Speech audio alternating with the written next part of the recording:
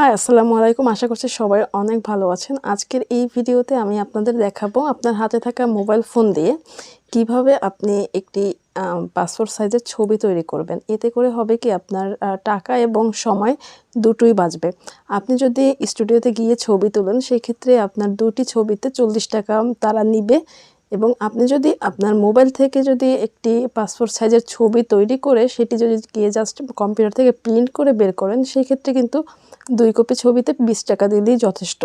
So বুঝতেই পারছেন এখানে আপনার যেমন সময় বাঁচলো তেমন কিন্তু আপনার টাকাটাও বেঁচে গেল। সো আমি আজকের এই ভিডিওতে আপনাকে A to Z দেখাবো যে কিভাবে আপনি আপনার হাতে থাকা স্মার্টফোন দিয়ে সুন্দরভাবে একটি পাসপোর্ট সাইজের ছবি তৈরি করবেন।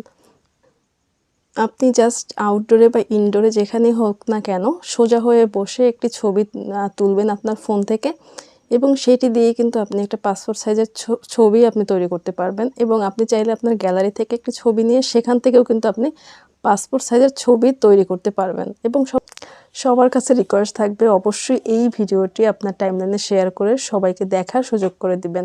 তাহলে চলুন আর কথা না বাড়াই, আমরা চলে যাব আমাদের মোবাইল স্ক্রিনে এবং সেখানে গিয়ে আমরা দেখে আসি কিভাবে আমরা একটি পাসপোর্ট সাইজের ছবি তৈরি করতে পারি।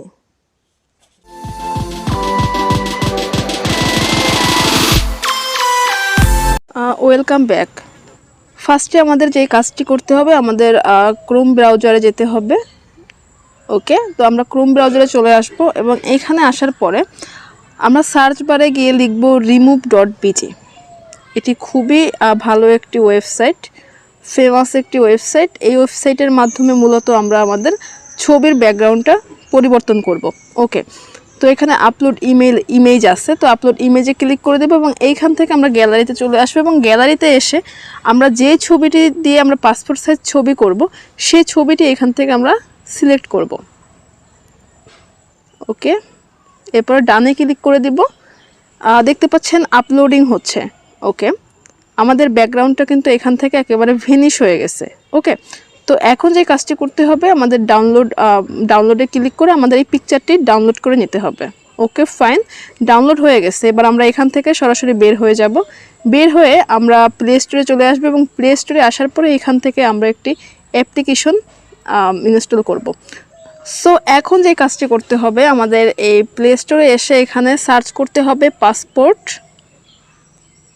Passport size photo. ওকে, তো পাসপোর্ট সাইজ ফটো, তো আমি পাসপোর্ট সাইজ লেখার পরে দেখবেন নিচে সাজেস্টে চলে এসেছে পাসপোর্ট সাইজ ফটো মেকার। এটার উপরে ক্লিক করে দিলাম। এরপরে এইখান থেকে আমরা একটি অ্যাপ্লিকেশন ডাউনলোড করব। অবশ্যই অ্যাপ্লিকেশনটি দেখে নেবেন। এই যে অ্যাপ্লিকেশনটি দেখতে পাচ্ছেন এইটাই ডাউনলোড করে নেবেন। তো আমি সময় বাঁচানোর জন্য আমি এটাকে ইনস্টল করে নিয়েছি। এই অ্যাপ্লিকেশনের লিঙ্ক আপনি ডেসক্রিপশনে পেয়ে যাবেন, সেখান থেকেও ডাউনলোড করে নিতে পারবেন। আমি এরপরে ওপেনে ক্লিক করে দিলাম, আপনি এখান থেকে ইনস্টল করে নেবেন। ওকে ফাইন, এরপরে দেখছেন এরকম একটি ইন্টারফেস আসছে। তো এইখানে আপনার যে কাজটি করতে হবে, স্টার্টে ক্লিক করে দিবেন। স্টার্টে ক্লিক করে দেওয়ার পরে এখানে 3টি অপশন দেখতে পাচ্ছেন, select type, select country, select photo. তো এইখান থেকে ফার্স্টে সিলেক্ট টাইপে ক্লিক করে দিবেন এবং এইখান থেকে যদি আপনি পাসপোর্ট সাইজের ছবি করতে চান তাহলে পাসপোর্ট সাইজে করবেন, ভিসা করতে চাইলে ভিসায় ক্লিক করে দিবেন, কাস্টম সাইজ করলে কাস্টম সাইজ করে দিবেন। তো আমি যেহেতু পাসপোর্ট করব তো আমি পাসপোর্টে ক্লিক করে দিলাম। এরপরে সিলেক্ট কান্ট্রি, এখানে ক্লিক করে অবশ্যই আপনি যদি বাংলাদেশি হন তাহলে অবশ্যই আপনারা এখানে বাংলাদেশ সিলেক্ট করে দিতে হবে, কারণ সব ধরনের কান্ট্রির কিন্তু সাইজ একরকম হয় না। তো আমি এখান থেকে বাংলাদেশে ক্লিক করে দিলাম। এরপরে এখান থেকে সিলেক্ট ফটোতে ক্লিক করে দিবেন। সিলেক্ট ফটোতে ক্লিক করার পরে এখানে দেখবেন গ্যালারি, আমরা গ্যালারিতে ক্লিক করে দিব এবং এইখান থেকে আমরা আমাদের ছবিটি, গ্যালারি থেকে যেই ছবিটি আমরা ব্যাকগ্রাউন্ড চেঞ্জ করেছি সেই ছবিটি এখান থেকে আমরা নিয়ে নিব। ওকে, নেওয়ার পরে এখানে উপরে দেখবেন ডান অপশন, ডানে 2বার ক্লিক করতে হবে। তো আমি ডাবল ক্লিক করার পরে দেখতে পাচ্ছেন ইমেজ ইজ প্রসেসিং। তো এইখান থেকে এরকম একটা ইন্টারফেস দেখতে পাচ্ছেন। জাস্ট আমি ছবিটা এরকম আছে, জাস্ট এরকমেরই থাকবে। ওকে, এরপরে আমরা ডানে ক্লিক করে দিব। ওকে, এখানে অ্যাড আসবে, অ্যাড আসলে আপনারা এখান থেকে ক্রস করে দিবেন। তো এখন এইখানে খেয়াল করবেন যে এখানে আছে বিজি চেঞ্জার, তো আমরা বিজি চেঞ্জারে ক্লিক করে দিব। এবং এইখান থেকে এরপরে আসবে বিজি কালার। তো আমরা বিজি কালারে ক্লিক করে দেওয়ার পরে এখানে দেখবেন অসংখ্য কালার টেমপ্লেট আছে। তো এইখান থেকে আপনার যেই কালারটি ভালো লাগে আপনি সেই কালারটিই ব্যবহার করতে পারেন। এখানে যদি আমি ব্ল্যাকে দেই তো ব্ল্যাক চলে আসবে, এরপরে রেড কালারে দিলে রেড কালার চলে আসবে। এখানে বিভিন্ন কালার আছে, তো আমি জাস্ট এই কালারটা রাখছি। তো এই কালারটাই ক্লিক করার পরে আমি এখান থেকে ডানে ক্লিক করে দিব। ওকে, ডানে ক্লিক করে দেওয়ার পরে আমাদের ছবিটি কিন্তু একেবারে ঠিকঠাক আছে। এখন উপর থেকে আবারও ডানে ক্লিক করে দিব।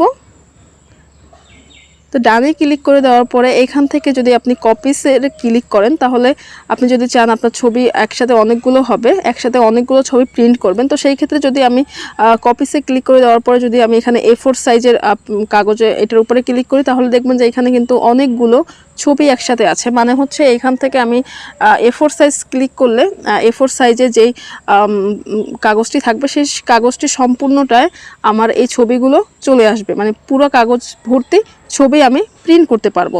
তো এটা গেল, এখান থেকে আমি ব্যাকে চলে আসলাম। এবারে আমরা এটাকে সেভ করব। সেভের জন্য যেটা করতে হবে, নিচে দেখতে পাচ্ছেন সেভ অপশন, সেভ অপশনে ক্লিক করে দিব। ওকে, আমাদের পিকচারটি কিন্তু অলরেডি সেভ হয়ে গেছে গ্যালারিতে। তো আমি এখন চলে যাব গ্যালারিতে এবং গ্যালারিতে গিয়ে আপনাদেরকে দেখাচ্ছি আমার পিকচারটি। তো আমি ফটোসে চলে গেলাম, চলে যাব। ওকে, অ্যালবামে গিয়ে আমি অল ফটোসে চলে যাব এবং এখান থেকে আমি আপনাদেরকে দেখাচ্ছি। এখান থেকে দেখতে পাচ্ছেন আমার পিকচারটি কিন্তু খুব সুন্দরভাবে পাসপোর্ট সাইজ আকারে কিন্তু সেভ হয়েছে। এই ছিল আজকের ভিডিওটি ভালো লাগলে অবশ্যই শেয়ার করে দিবেন, লাইক করবেন, কমেন্ট করে জানাবেন কেমন লাগলো এবং আমাদের চ্যানেলে নতুন হয়ে থাকলে অবশ্যই আমাদের চ্যানেলটি সাবস্ক্রাইব করে রাখবেন।